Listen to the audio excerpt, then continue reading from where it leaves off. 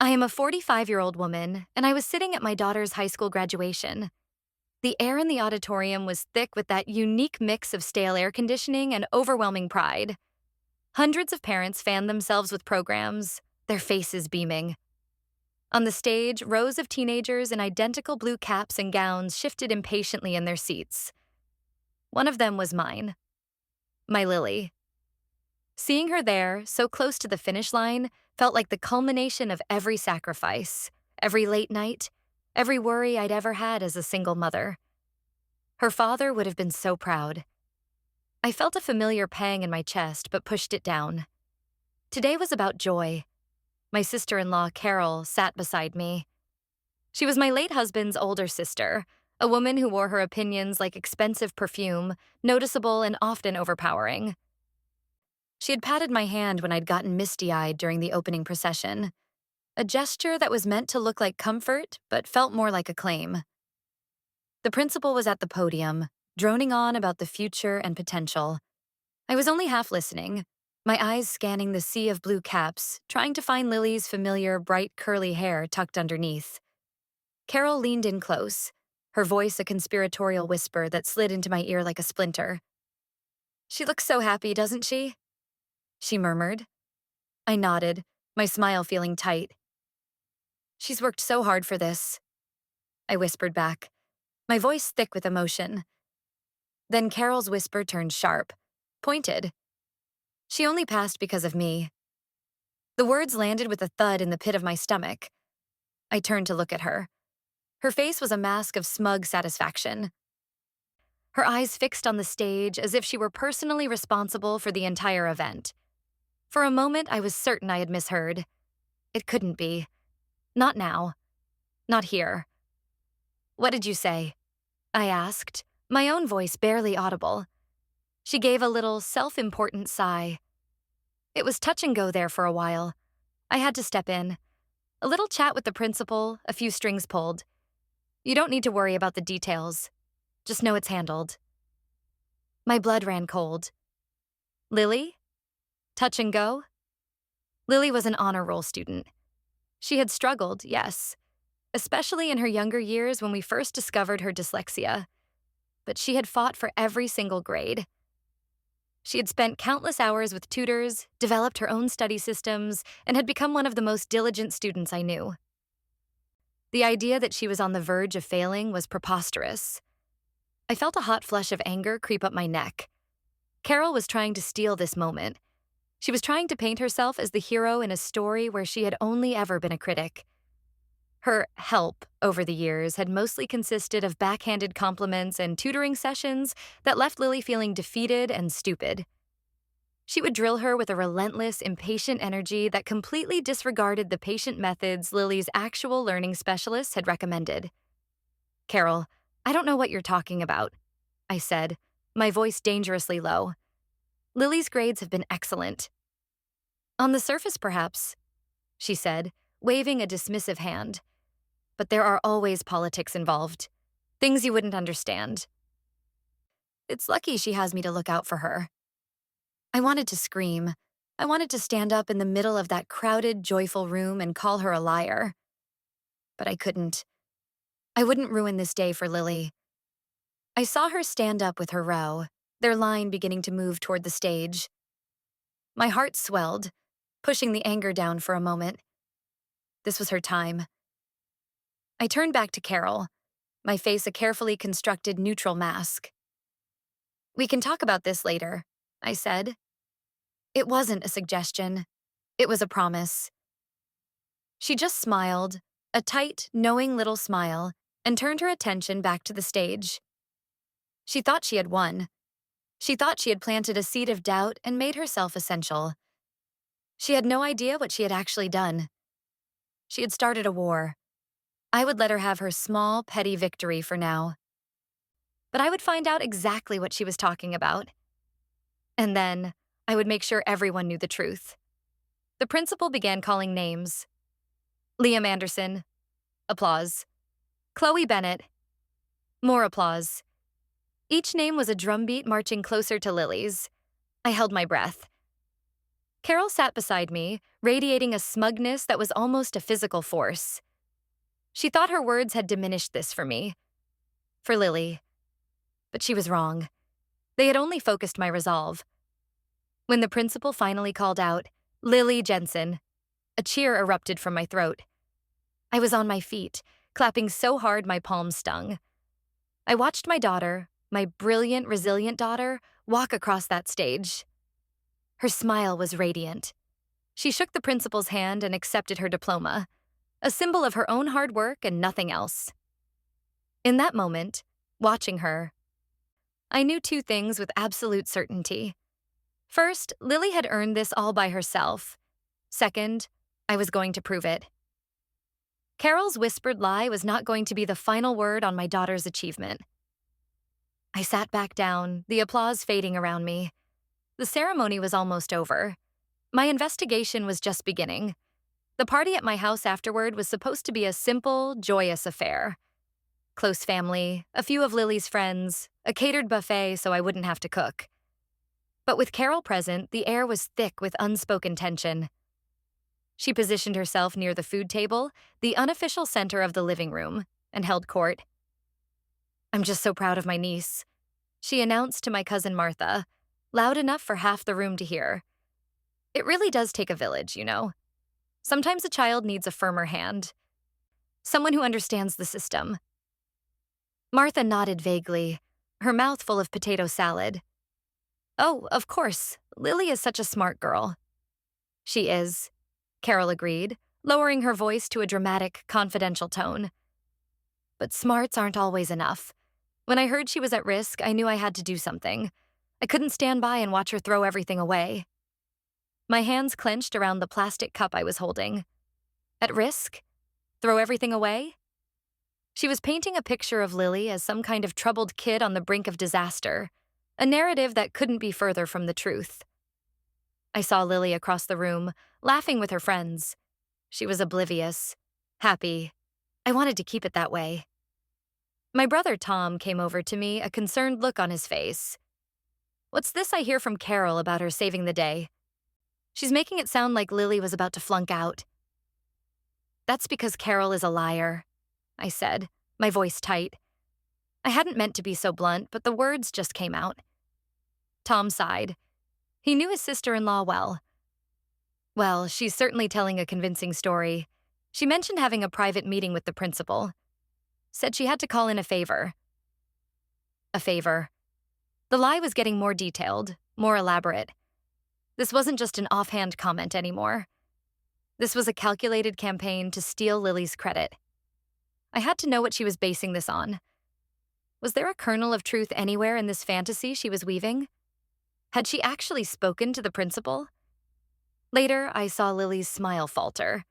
She had been walking past the group surrounding Carol and had clearly overheard something. She drifted over to me, her eyes clouded with confusion and hurt. "Mom," she said quietly, pulling me toward the kitchen. "What is Aunt Carol talking about?"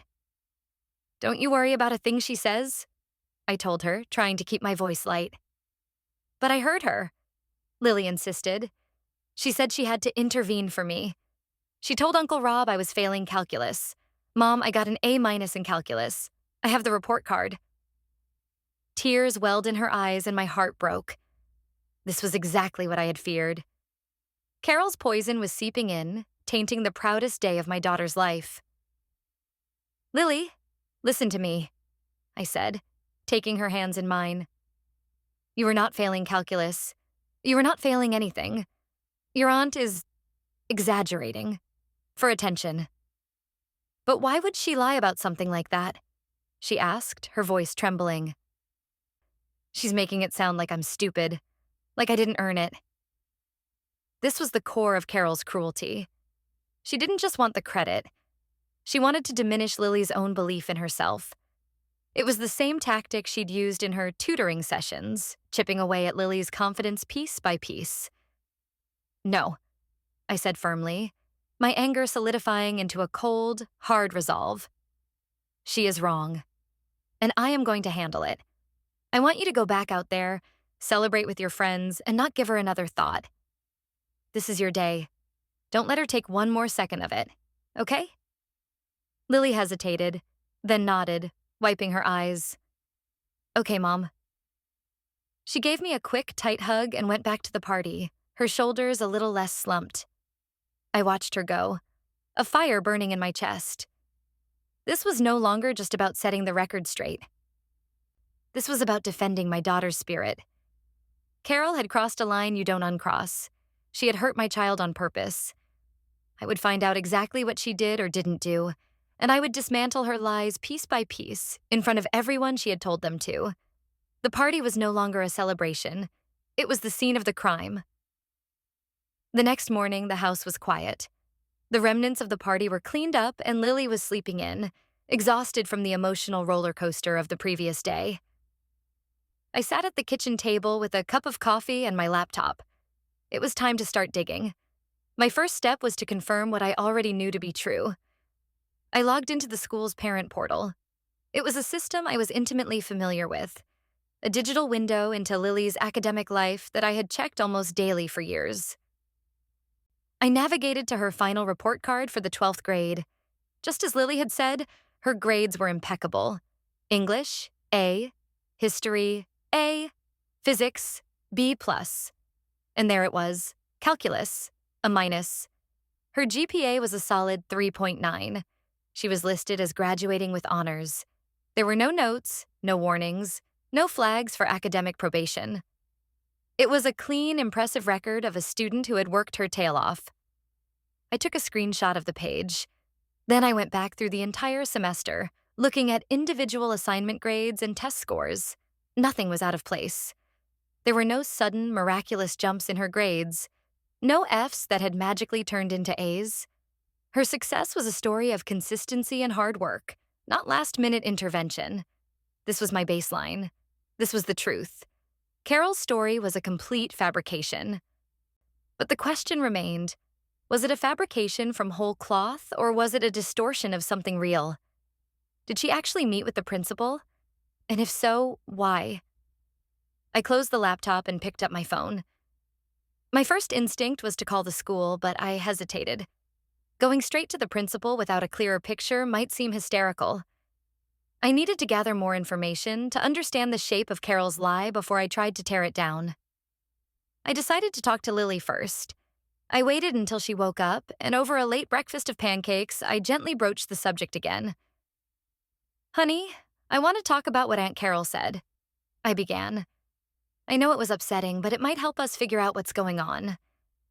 Lily poked at her pancakes. I don't want to talk about her. She's just mean. I know she is, I said. But just think back. Was there any time in the last few months where you were worried about a class? Any test you thought you might have bombed? Any teacher you had a problem with? She thought for a moment, her brow furrowed. No, not really. Mr. Harrison's calculus class was hard, but I went for extra help every week. He was always really encouraging. He said he was impressed with my work ethic. Her answer was another brick in the wall of evidence against Carol's claims. An encouraging teacher, extra help, a good grade. It didn't track with the story of impending failure. Did you ever mention being worried about it to Aunt Carol? I asked. Lily shook her head emphatically. No way. The last time I told her I was struggling with the subject, she spent an hour telling me I wasn't applying myself and that my dyslexia was just an excuse for being lazy. I learned my lesson.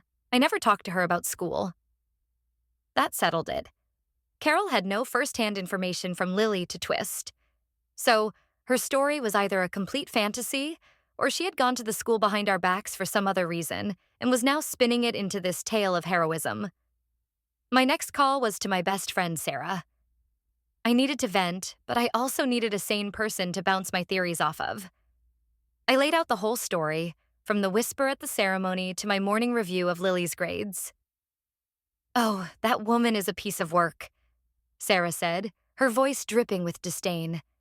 This has her fingerprints all over it. Undermine you, make Lily dependent on her, and take all the credit. It's her classic move. But why this lie, Sarah?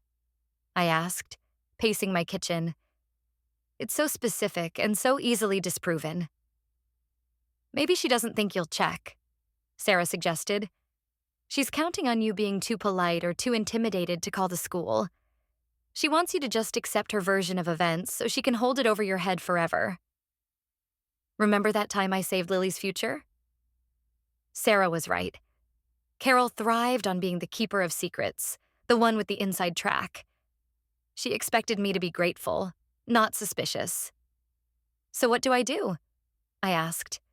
Do I call her out directly? Not yet, Sarah said, her voice turning strategic. You don't have all the pieces.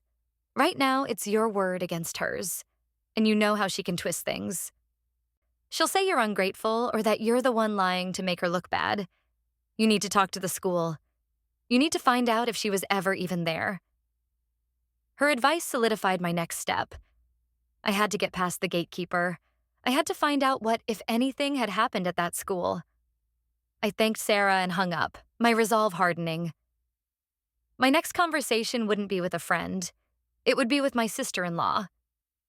I needed to hear the lie from her mouth one more time to test its weak spots before I went to the principal. I needed to give her one last chance to tell the truth. A chance I knew she wouldn't take. I took a deep breath and dialed Carol's number. She answered on the second ring, her voice cheerful and self-satisfied. Hello, dear, she chirped. I was just thinking about you. Wasn't yesterday just a wonderful day? Our Lily, a high school graduate. I'm so terribly proud. The possessive "our Lily" grated on my nerves. Carol, I'm calling about what you said yesterday. At the graduation. There was a slight pause.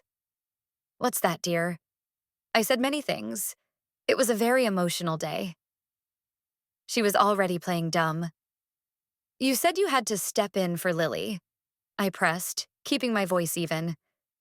You said she was on the verge of not passing. I need you to tell me exactly what you meant by that.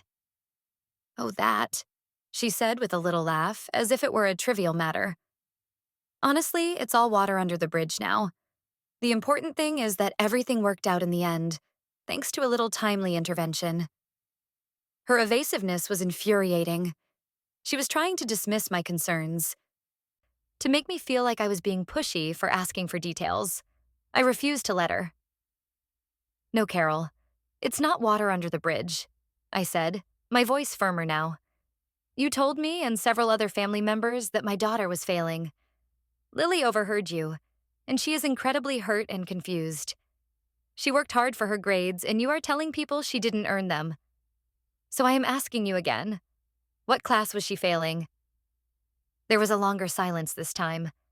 I could almost hear the gears turning in her head as she tried to come up with a plausible answer. Well, I don't recall the exact subject off the top of my head, she finally said, her voice losing some of its breezy confidence. It was all very technical, you know. Something to do with her final transcripts. The school administration can be so bureaucratic. This was the first major crack in her story. If she had truly intervened to save Lily from failing a specific class, the name of that class would be burned into her memory. It would be the centerpiece of her heroic tale. Her inability to name it was a huge red flag. So you can't name the class, I stated flatly. It's not important, she snapped, her tone turning defensive. What is important is that I have a relationship with the principal. I was able to have a quiet word with him, explain the situation, and he was very understanding. He made sure everything was processed correctly. The situation? I repeated.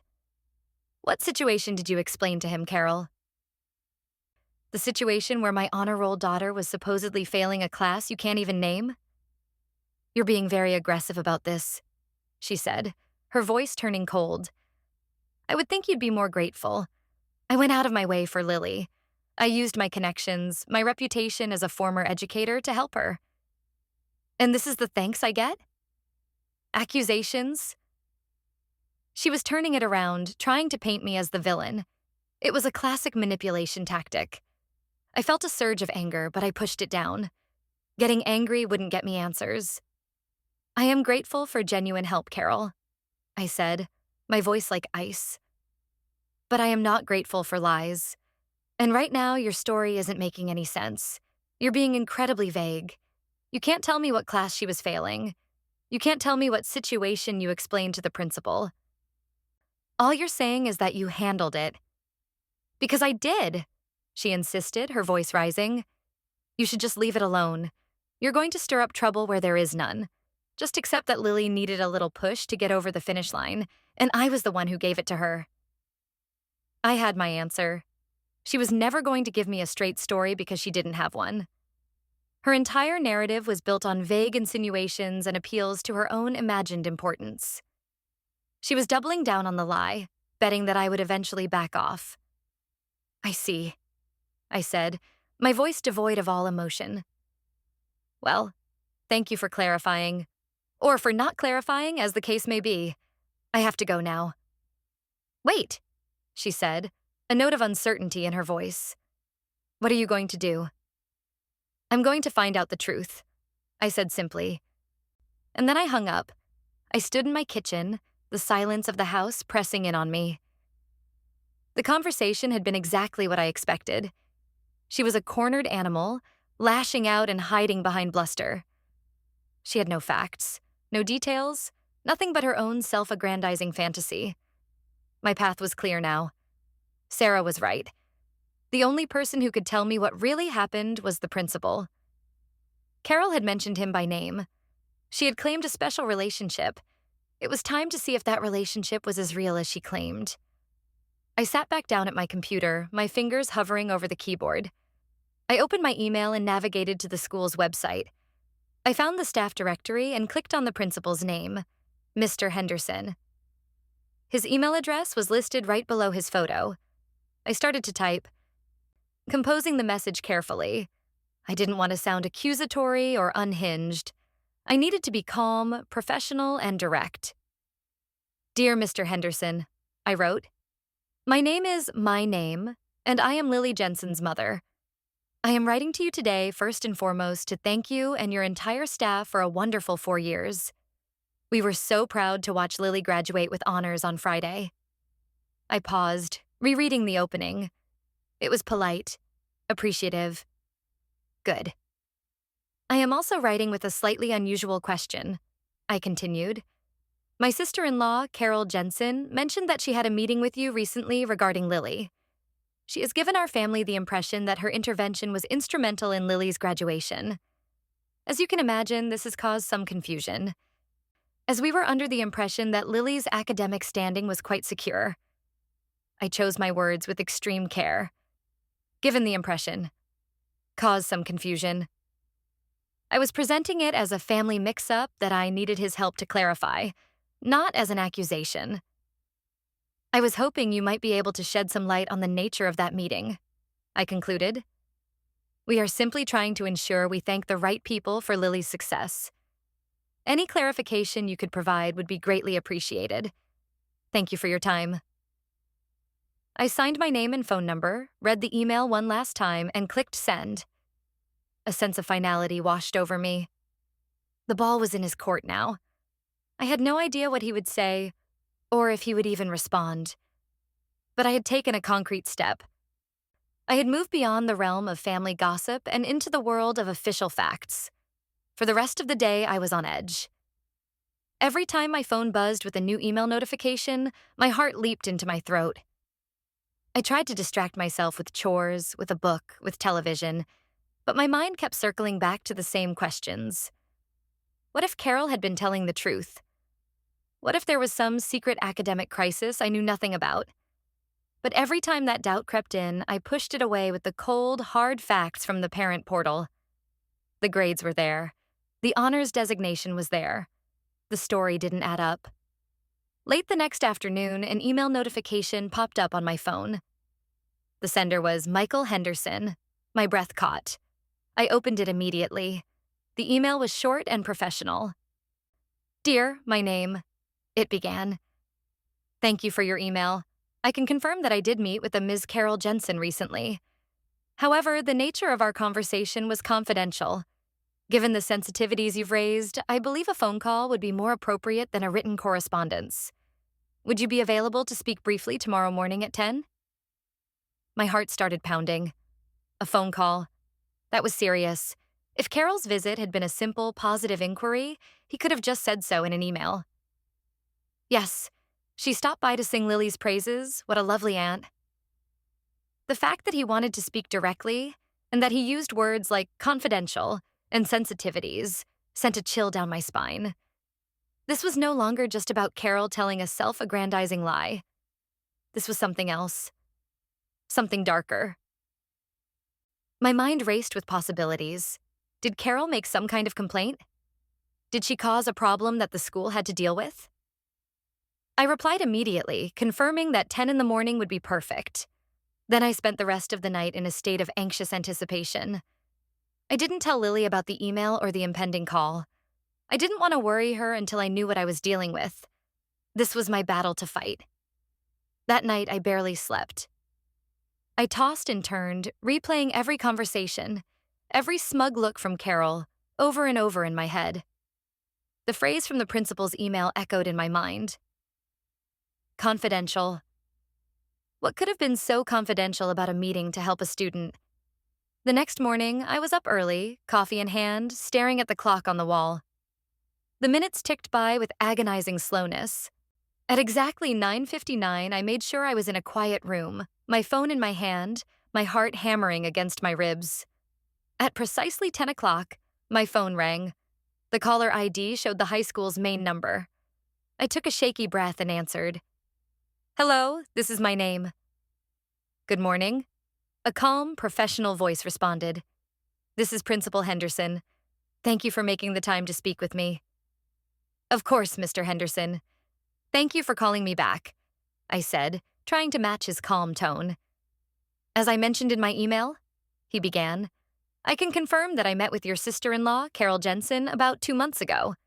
She requested the meeting. Okay, I said, my grip tightening on the phone. She has told us that the meeting was about ensuring Lily would pass and graduate. She claims she had to intervene on Lily's behalf. There was a long, pointed pause on the other end of the line. It was so long that for a moment I thought the call had dropped. When he finally spoke, his voice was measured and serious. That is not my recollection of the meeting at all, he said slowly. The words hung in the air, not his recollection. It wasn't a gentle correction. It was a direct, official refutation. I'm sorry, I said, my mind reeling. Then what was the meeting about? Ordinarily, due to privacy policies, I would not be able to discuss the specifics of a meeting with a third party, he said. However, your aunt's visit was of a very different and quite concerning nature. She didn't come here to help your daughter. A cold dread washed over me. Concerning? What do you mean, concerning? He sighed, a sound of weary professionalism. She came to my office to file a formal complaint. A complaint. The word hit me like a punch to the gut. A complaint against whom? A teacher? The school? A formal complaint? I repeated, my voice barely a whisper. Yes, he said. And she also submitted a letter to be included in Lily's permanent file. A sort of character reference, I suppose you could call it. A character reference? From Carol? My blood ran cold. This was spiraling into something far worse than I had imagined. A formal complaint. A letter in my daughter's permanent file. This wasn't just a lie to get attention. This was an active attempt to interfere, to cause damage. Mr. Henderson, I said, my voice trembling slightly despite my best efforts. What was in the complaint? What did this letter say? I'm afraid I cannot discuss the exact contents over the phone, he said, and I could hear the genuine regret in his voice. It involves allegations, and we have strict protocols. What I can tell you is that we took her concerns seriously, as we do with all such submissions. We conducted a brief internal review. And? I prompted, my heart in my throat. And we found her claims to be entirely without merit, he stated firmly. The matter was dismissed and the letter was filed away as per our policy, but no action was taken. We considered the matter closed. Entirely without merit. The relief I felt was quickly replaced by a hot, furious anger. She had filed a formal, baseless complaint against someone or something related to my daughter. Why wasn't I told about this? I asked, the words sharp. If a complaint was filed concerning my daughter, shouldn't I, as her parent, have been notified? Frankly, yes, he admitted. Ordinarily, you would have been. However, the timing was sensitive. This was right before final exams. Lily was doing exceptionally well, and I made a judgment call. I did not want to cause undue stress or anxiety for her, or for you, over what we had already determined to be a baseless issue. I didn't want to create a family conflict right at the end of her high school career. In retrospect, seeing the confusion it has caused, perhaps that was the wrong decision. I understood his reasoning, but it didn't lessen my shock. Carol had done this. She had gone to the school with a formal complaint, a written letter, and had caused an internal review, and I had known nothing about it. Mr. Henderson, I said, my mind racing. I need to know what was in that letter. My aunt is using this incident to harm my daughter's reputation and her sense of accomplishment. She is telling people that Lily is a failure who she had to rescue. I need to know what lies she told you. There was another pause. I understand your position, he said finally, and I want to help you clear this up. I believe the best course of action would be for you to come in. We can speak in person, and I can show you the document in question. Would you be available to come to the school tomorrow? Yes, I said without hesitation. I'll be there. What time?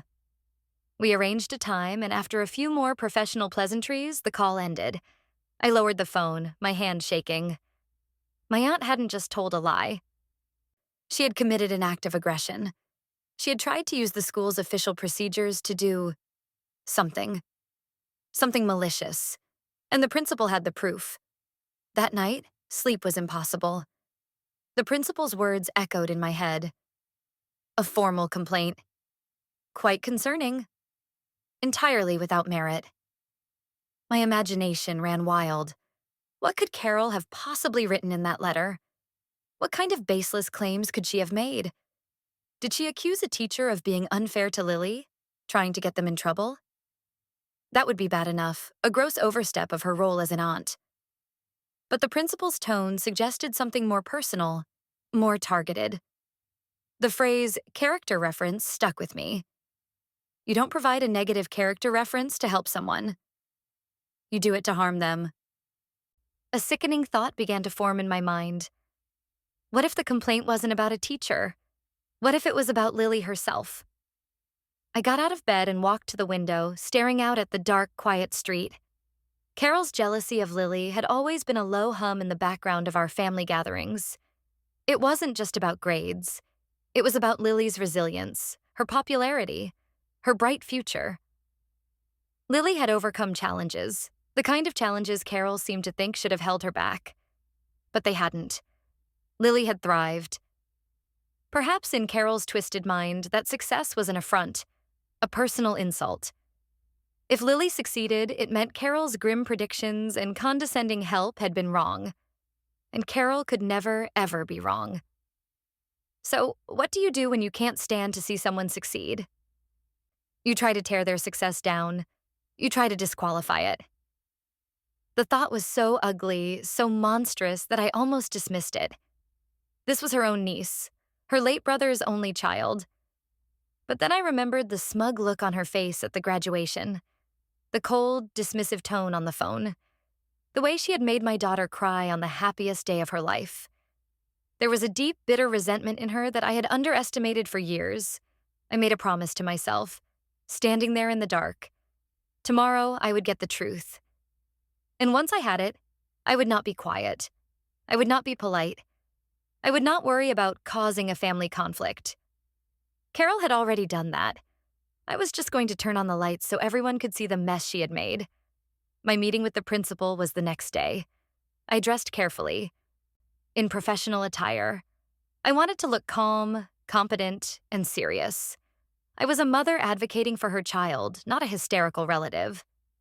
Principal Henderson's office was neat and orderly, lined with bookshelves and a few framed photos. He greeted me with a firm handshake and a somber expression. "Thank you for coming in, my name." he said, gesturing for me to sit. I've been thinking about our conversation, and I agree that you have a right to know what happened. I appreciate that, I said, my voice steady. I need to understand what my sister-in-law did. He sat down behind his large desk and folded his hands. As I said, Ms. Carol Jensen requested a meeting with me approximately 2 months ago. She presented herself as a concerned family member and a retired educator with insight into Lily's situation.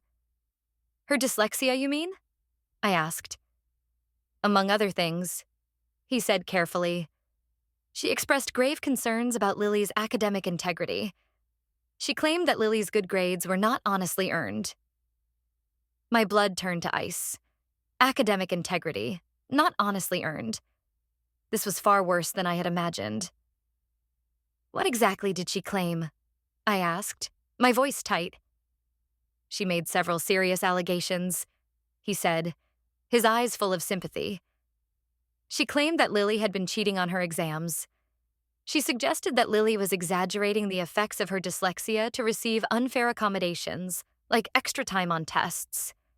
She even went so far as to suggest that you, as her mother, were pressuring her teachers to inflate her grades. I gasped. I couldn't help it. It was a physical reaction, like the air had been punched out of my lungs. Cheating. Faking her disability. Me. Pressuring teachers. It was a three-pronged attack designed to obliterate Lily's credibility, and mine along with it. That is obscene, I whispered, shaking my head in disbelief. None of that is true. Lily has never cheated in her life. Her accommodations are medically documented and legally mandated, and I have never, ever pressured a teacher to change a grade. I know, he said gently. And our review confirmed that. We spoke confidentially with Lily's teachers. They were unanimous in their praise for her. They described her as one of the hardest working students they've had. They confirmed she used her accommodations appropriately and that her grades were a direct result of her effort and understanding of the material. There was absolutely no evidence to support any of Ms. Jensen's claims. I felt a wave of relief, followed immediately by a fresh surge of rage. So she just made it all up? It would appear so, he said. He reached into a folder on his desk and pulled out a single sheet of paper. This is the letter she submitted. She requested that it be placed in Lily's permanent academic file as a statement of concern. He slid the letter across the desk toward me. My hand trembled as I picked it up. It was typed on plain white paper, but the signature at the bottom was unmistakably Carol's, a flamboyant looping script. I began to read. The language was formal, full of educational jargon that Carol liked to use to sound important. But the message was pure venom. To whom it may concern, it began. I am writing as a concerned party regarding the academic record of my niece, Lily Jensen. As a retired educator with 30 years of experience, I have observed several troubling patterns that I feel compelled to bring to the administration's attention. It went on from there, laying out the lies he had just described in cold, cruel detail. It painted Lily as a manipulative fraud, and me as an overbearing, unethical parent. But the final paragraph was the worst. Therefore, it concluded, I formally request that the school conduct a full investigation into Lily Jensen's academic record for the current school year. I also request that her eligibility for honors graduation be suspended pending the outcome of this investigation. It is imperative that the integrity of our academic standards be upheld, and that success is rewarded only when it is truly earned. I put the letter down on the desk, my vision blurry with angry tears. She hadn't just tried to cast doubt on Lily's success. She had tried to actively sabotage it. She had tried to have her honors designation, the thing Lily was so proud of, stripped away. She had tried to delay her graduation. This was premeditated. This was malicious. This was an attempt to publicly humiliate a child out of pure, spiteful jealousy. She tried to stop her from graduating with honors, I said, my voice choked with disbelief. Yes, Principal Henderson confirmed quietly. That was the explicit request. And you just Dismissed it? We followed protocol, he explained. The claims were serious, so I had to look into them, but it became clear very quickly that they were baseless. Lily's teachers were frankly insulted on her behalf. I dismissed the complaint, filed the letter as required, and that was the end of it. As I said, I chose not to inform you or Lily to spare you the distress. I looked at the letter again, this piece of paper filled with so much hate. Now, Carol's whisper at the graduation made a new, horrifying kind of sense. She only passed because of me. She wasn't claiming she had changed a failing grade to a passing one. She was claiming that Lily had only passed the character test that Carol herself had secretly instigated. In her twisted mind, her failed attempt to sabotage Lily was the final hurdle. By overcoming this secret obstacle she had created, Lily's success was therefore attributable to her. It was the most narcissistic, convoluted logic I had ever encountered. Mr. Henderson, I said, my voice gaining strength as my shock turned into cold, hard fury. I need a copy of this letter. He hesitated for a fraction of a second. That can be arranged. May I ask what you intend to do? I intend to show it to my family, I said, my eyes meeting his. I intend to show it to every single person my sister-in-law has lied to. She built a narrative where she is the hero. I'm going to show them the story she actually wrote. He studied my face for a moment, then gave a slow, deliberate nod. I understand, he said. He stood up, took the letter, and walked over to a copier in the corner of his office. You're her mother. You have a right to defend her. He returned and handed me the copy. It felt heavy in my hand, like a weapon. And that's exactly what it was. It was the truth. I stood up, my composure fully restored. Thank you, Mr. Henderson, for your time, for your discretion, and for this. I held up the paper. I wish you and Lily all the best, he said sincerely. She's a remarkable young woman. She deserves to be proud of herself. I'll make sure she is, I promised. I walked out of that school with a clear and simple plan. There was a family dinner scheduled for the upcoming weekend, a belated larger celebration for Lily's graduation that my brother was hosting. The whole extended family would be there. Carol's son and his wife. My cousins. Everyone who had heard Carol's poisonous whispers and her grand, heroic tale. She had chosen her audience. She had set her stage.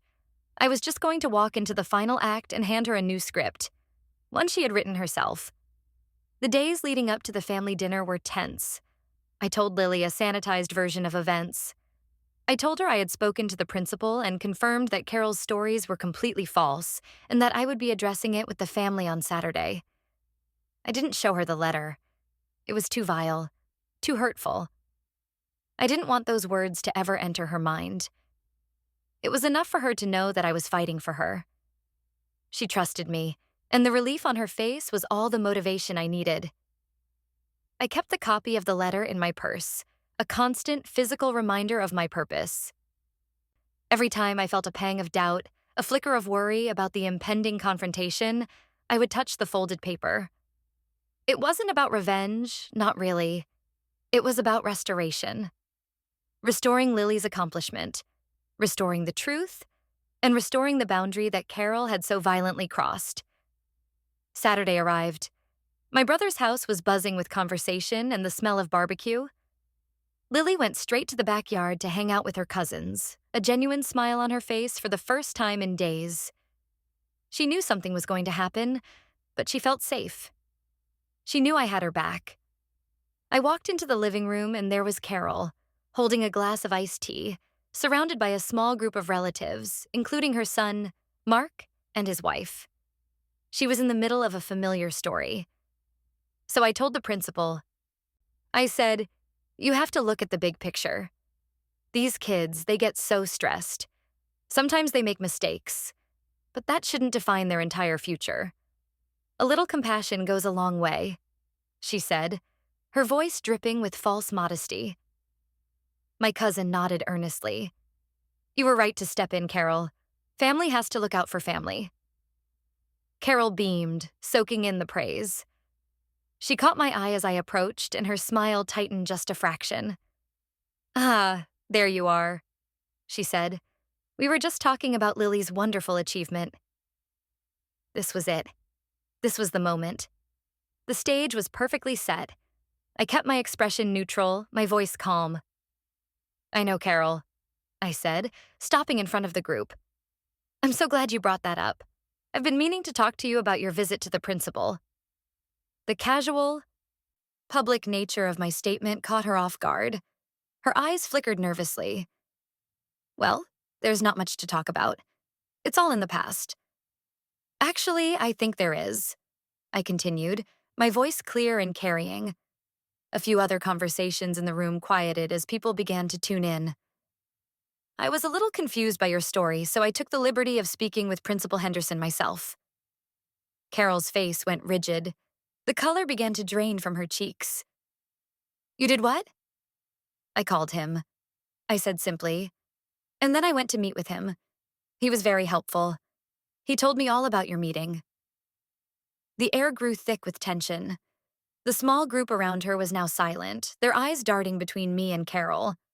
Her son, Mark, looked particularly uneasy.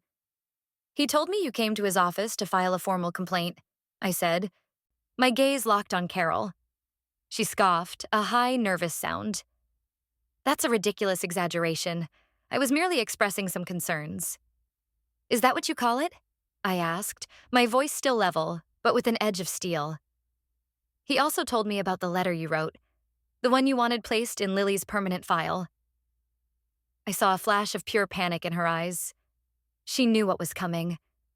She opened her mouth to speak, to deny, to deflect, but I didn't give her the chance. I reached into my purse and pulled out the folded copy of the letter. I didn't unfold it. I just held it up for everyone to see. "He gave me a copy," I said. The gasp from my cousin was audible. Carol looked at the paper in my hand as if it were a snake. She was trapped. "This is a family matter," she hissed, her voice low and furious. "You have no right to air this in public." "You made it public when you started telling everyone that my daughter was a failure," I shot back, my own voice rising slightly. "You made it public when you tried to steal her honors. You wanted credit for helping her. So let's all be clear on what that help really looked like."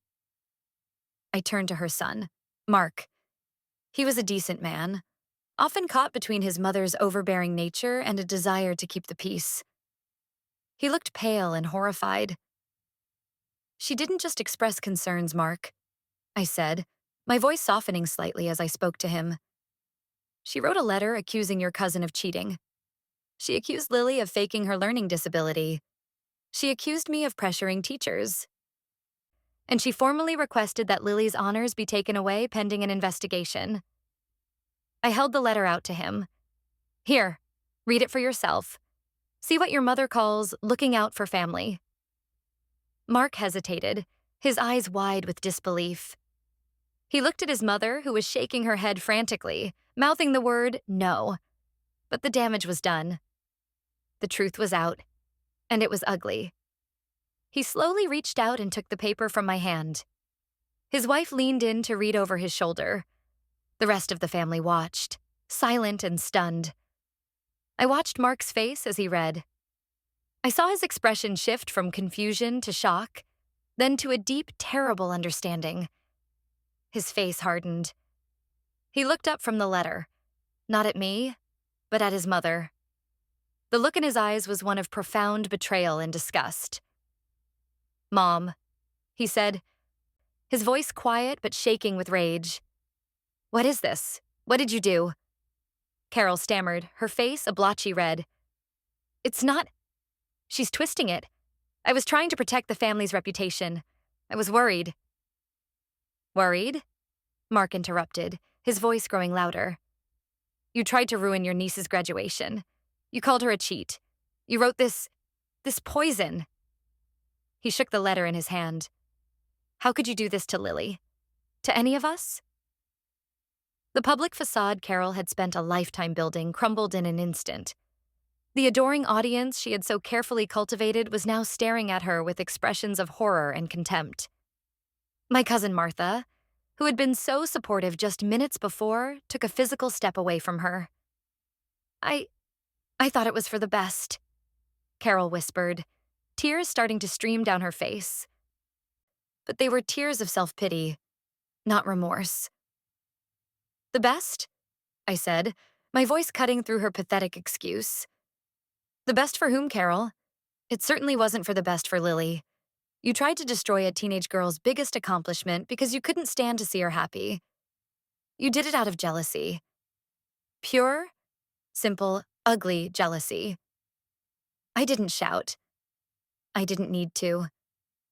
The quiet, factual delivery of the truth was more devastating than any screaming match could have been. Carol looked around, desperate for an ally, a friendly face. But she found none. Her son looked at her with contempt. Her relatives looked at her with disgust. She had been exposed, completely and irrevocably. Mark folded the letter and handed it back to me. I am so sorry, he said, looking me directly in the eye. I had no idea. I am so sorry. He then turned back to his mother. We're leaving, he said, his voice flat. Get your purse. Carol just stood there, sobbing as her world fell apart around her.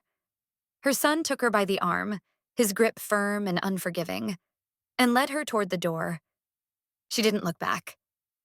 The party fell into a stunned silence as they left. I stood there for a moment, the letter still in my hand. I had done it. I had brought the truth into the light. The feeling wasn't triumph. It was a grim, painful satisfaction. It was the feeling of a necessary but terrible surgery having been completed. My brother came over and put a hand on my shoulder. I'm speechless, he said. I knew she could be difficult, but this is monstrous. I know, I said, letting out a long, shaky breath. But it's over now. And it was. The lie was dead. The truth was out. And Lily was finally free to own her success without a shadow of doubt. The aftermath of the confrontation was swift and decisive.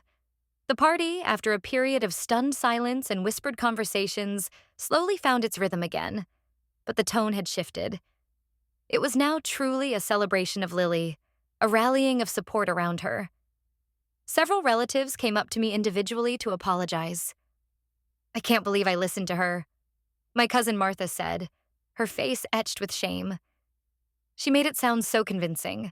I'm so sorry, for you and for Lily. It's not your fault, I told her, and I meant it.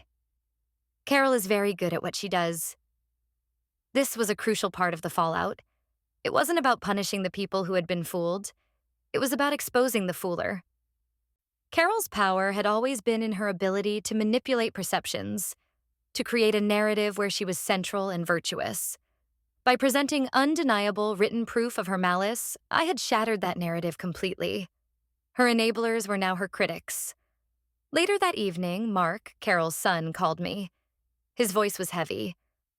I don't even know what to say, he started. My wife and I read the letter again on the way home. It's even worse than I realized. I confronted my mother. She just kept making excuses, that she was testing Lily's character, that she was trying to protect her from getting a big head. It's twisted logic, Mark, I said gently. It doesn't have to make sense to you. I told her she needs to get help, he said, his voice cracking. And I told her that until she does, and until she gives you and Lily a genuine, sincere apology, she is not welcome in my home. My kids won't be around that kind of toxicity. This was more than I had ever expected. He was drawing a firm boundary, choosing his cousin's well-being over his mother's destructive behavior. It was a sign that the family's dynamic had been permanently altered for the better. That's a hard decision to make, I said. I'm sorry you're in this position. No, he said firmly. I'm sorry it took this long for me to see it. Thank you for doing what you did. You protected Lily, but you also opened my eyes. The most important conversation, however, happened when we got home. Lily had been shielded from the worst of the confrontation, but she knew the gist of what had happened. She had seen Carol's tearful exit and felt the shift in the family's attitude. I sat down with her in the living room, the house quiet once again. "So," she said, her voice small. "It was bad, huh?" "It was necessary," I corrected her gently. "I need you to know what she did, Lily. Not because I want to upset you, but because I want you to understand how truly and completely you earned your success. You didn't just succeed. You succeeded while someone who was supposed to love you was actively trying to make you fail." I then explained, without reading the letter verbatim, the nature of Carol's accusations. The cheating, the faking, the attempt to have her honors stripped away. I watched her face as she processed it. She wasn't crying this time. Her expression was one of shock, which slowly hardened into a look of steely resolve that reminded me so much of her father. "She tried to do that?" she whispered, more to herself than to me.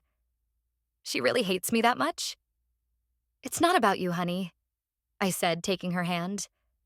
"It was never about you. It's about her.